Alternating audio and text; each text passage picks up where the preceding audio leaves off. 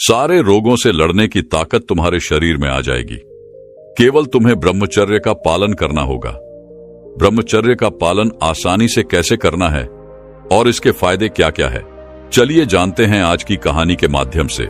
दोस्तों, पुराने समय में ब्रह्मचर्य के लिए एक उचित शिक्षा दी जाती थी और लोग ब्रह्मचर्य को लेकर सजग रहा करते थे और हर व्यक्ति ब्रह्मचर्य के नियमों के बारे में जानता था और यह भी जानता था कि ब्रह्मचर्य के समय किन सजगता को ध्यान में रखना होता है। लेकिन बीच में समय कुछ ऐसा रहा जिसमें ब्रह्मचर्य की अवधारणा बिल्कुल लुप्त सी हो गई और लोग अपने मनमानी आचरण करने लगे। और ज्यादा दिक्कत तो तब आई जब इस आधुनिकता का प्रभाव लोगों पर पड़ने लगा और लोगों के पास इंटरनेट और मोबाइल पहुंचने लगा।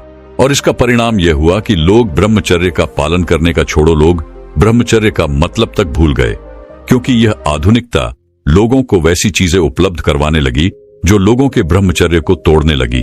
और लोग अपने मोबाइल में ऐसी चीजें खोजने लगे और ऐसे चलचित्र देखने लगे जिनसे आज की हमारी युवा पीढ़ी को बहुत ही बड़ी बड़ी सती झेलनी पड़ी। यह सती लोगों को अपने शरीर पर देखने को मिल रही है, मानसिक स्तर पर देखने को मिली। लोग इससे बहुत चिंतित हुए और इसको सही करने के लिए हर संभव प्रयास करने लगे और धीरे धीरे ब्रह्मचर्य की अवधारणा फिर से लोगों में आने लगी और आज लोग ब्रह्मचर्य के बारे में सजग हो रहे हैं और इसके मतलब को समझकर इसे अपनाने का प्रयास कर रहे हैं। गौतम बुद्ध ने ब्रह्मचर्य के पालन पर अपने बहुत सारे उपदेशों में उपदेश दिया और आज हम इसी विषय पर बात करने वाले हैं कि ब्रह्मचर्य की क्षति जो हमें होती है उसको कैसे ठीक किया जाए, उसको कैसे सुधारा जाए। आज हम बात करेंगे ऐसे ही वीर्यवर्धक योग के बारे में जो आपको वीर्य क्षति से नुकसान होता है उसको ठीक करेगा। इसके साथ साथ तुम्हें कुछ और चीजों के बारे में ध्यान देना होगा। आप उन पर ध्यान देंगे तो आपको और भी अधिक लाभ प्राप्त होंगे और तेजी से आपको लाभ प्राप्त होंगे। चलिए सारी बातें बड़े विस्तार से और आसान शब्दों में समझते हैं। एक बार एक बौद्ध भिक्षु अपने कुछ शिष्यों के साथ एक आश्रम में रहा करते थे। वह गुरु अपने सभी शिष्यों को रोजाना उपदेश दिया करते थे और जीवन में सही राह पर चलने का मार्गदर्शन दिया करते थे। एक बार एक नौजवान लड़का उन गुरु के पास आता है और आकर उन गुरु से कहता है कि हे गुरुवर, मैं अपने शरीर का नाश अपने ही हाथों कर चुका हूं। मुझे कमजोरी और थकान हमेशा बनी रहती है, क्योंकि मैं जब 16 साल का था तभी से मुझे गलत कार्यों की आदत लग गई। तभी से मैंने अपने शरीर की शक्ति को पानी की तरह बहाना शुरू कर दिया। मुझे कुछ समय तो आनंद की अनुभूति हुई, लेकिन कुछ समय बाद ही मुझे समझ आ चुका था कि मैं अपने जीवन को बर्बाद कर रहा हूं। इसीलिए गुरुवर, मुझे कोई ऐसा उपाय बताइए जिससे मैं अपने ऊर्जा, अपने शरीर की शक्ति जो नष्ट हो चुकी है उसकी भरपाई कर पाऊं, ताकि मेरा शरीर पहले की तरह ऊर्जावान हो जाए। इसके बाद वह गुरुजी उस नौजवान लड़के से कहते हैं कि बेटा, इसका समाधान मैं तुम्हें विस्तार से बताता हूं, तुम इसे बड़े ही ध्यान से सुनो।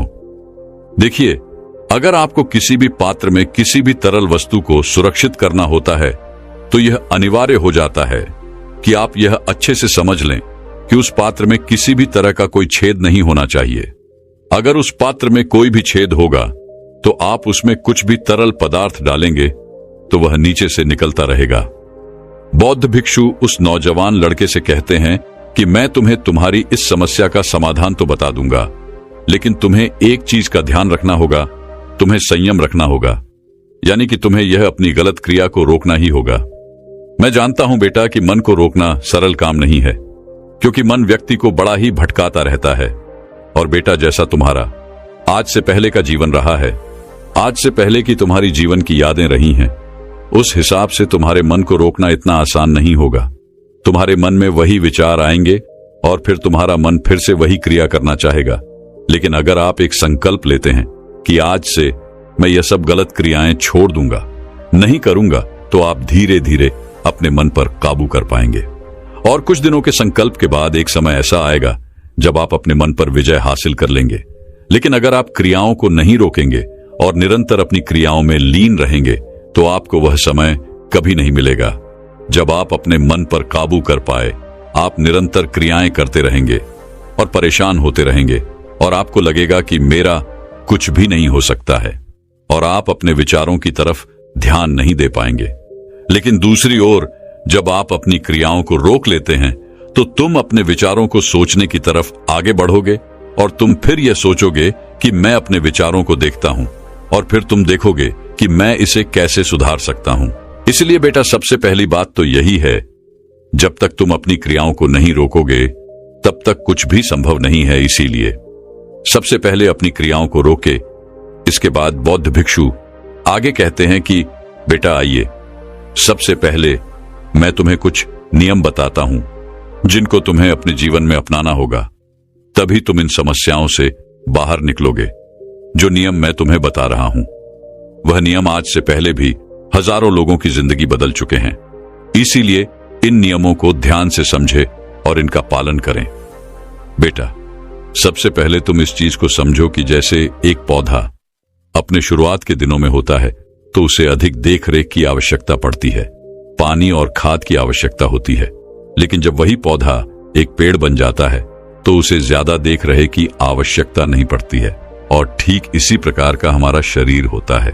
जब कोई व्यक्ति 16 से 20 साल की उम्र का होता है तो उसे अधिक देखरेख की आवश्यकता पड़ती है, क्योंकि उस समय व्यक्ति का शरीर विकसित हो रहा होता है। लेकिन व्यक्ति इसी समय में अपने शरीर का नाश कर लेता है। आपको इन समस्याओं से बाहर आना है तो आपको ब्रह्मचर्य के 5 नियमों का पालन करना होगा। इन नियमों को समझने के बाद मैं तुम्हें बताऊंगा कि कैसे तुम अपने वीर्य क्षति के नुकसान को ठीक कर पाओगे। आगे बौद्ध भिक्षु पहला नियम बताते हुए कहते हैं कि अपने ऊपर सूक्ष्म दृष्टि रखनी होगी।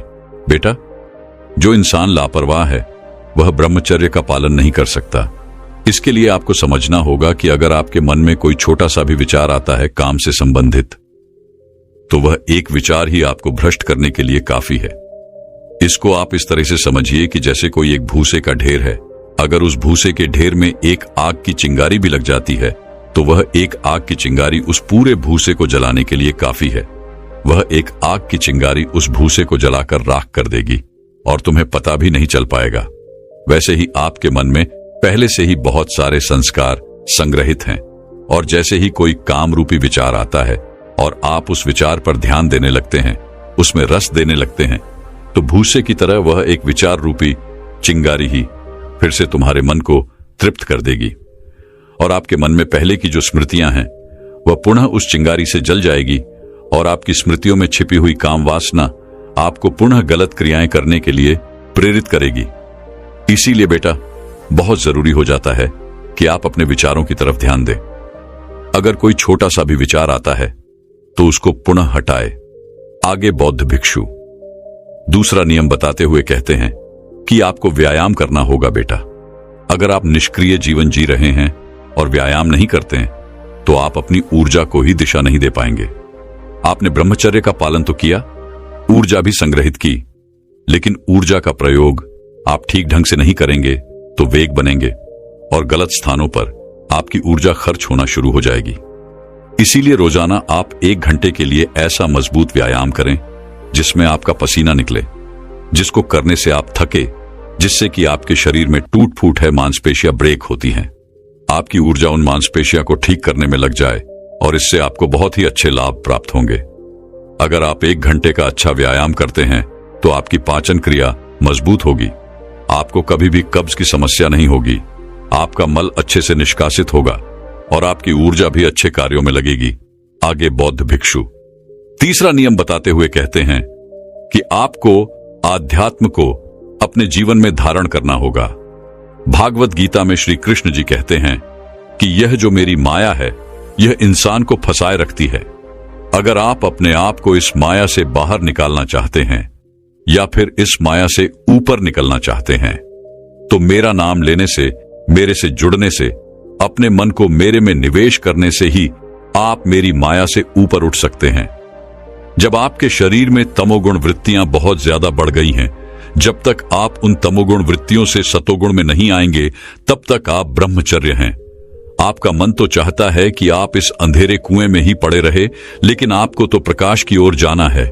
इसीलिए आपको मन के विपरीत कार्य करना होगा। जैसे कि जब बर्तनों में चिकनाहट पैदा होती है तो उसके विपरीत साबुन के प्रयोग से हम उस चिकनाहट को हटा पाते हैं।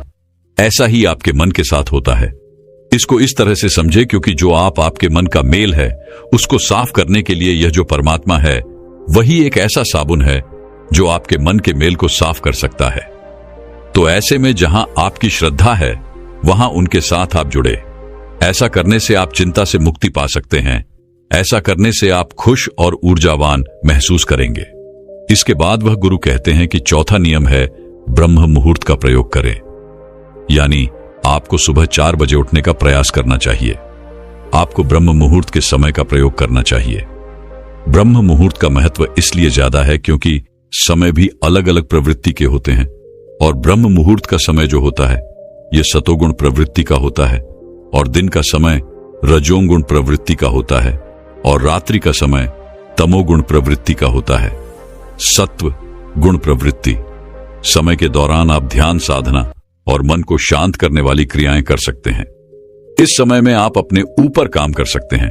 सुबह का समय वात प्रधान होता है, यानी इस समय हमें शौच आदि से निवृत्त हो जाना चाहिए, लेकिन आप इससे निवृत्त नहीं होते हैं। आप अपने मल को निष्कासित नहीं करते हैं तो आपका वीर्य या निष्कासन होता है। आपको स्वप्न दोष होता रहता है, यानी कि स्वप्न दोष की अधिक समस्याएं ब्रह्म मुहूर्त के दौरान ही होती हैं। इसीलिए आप ब्रह्म मुहूर्त में उठने का नियम बना लें और उठकर परमात्मा का नाम ले योग अभ्यास करें। इसके बाद गुरुजी 5वां नियम बताते हुए कहते हैं कि अपने आहार पर भी ध्यान दें। ब्रह्मचर्य का पालन करते समय लोगों को यह परेशानी आती है कि वह प्याज और लहसुन के प्रयोग पर नियंत्रण नहीं कर पाते हैं, क्योंकि लहसुन प्याज ब्रह्मचर्य पालन करने वाले व्यक्तियों के लिए सही नहीं है। लेकिन प्याज लहसुन से भी बुरा आपके लिए बासी भोजन होता है, जैसे कि जंक फूड, फास्ट फूड आदि।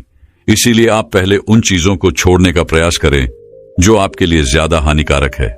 आप लहसुन प्याज को छोड़ पाते हैं तो अच्छी बात है, लेकिन अगर उन्हें नहीं छोड़ पाते हैं तो आप इन फास्ट फूड, जंक फूड, इनको जरूर छोड़ें।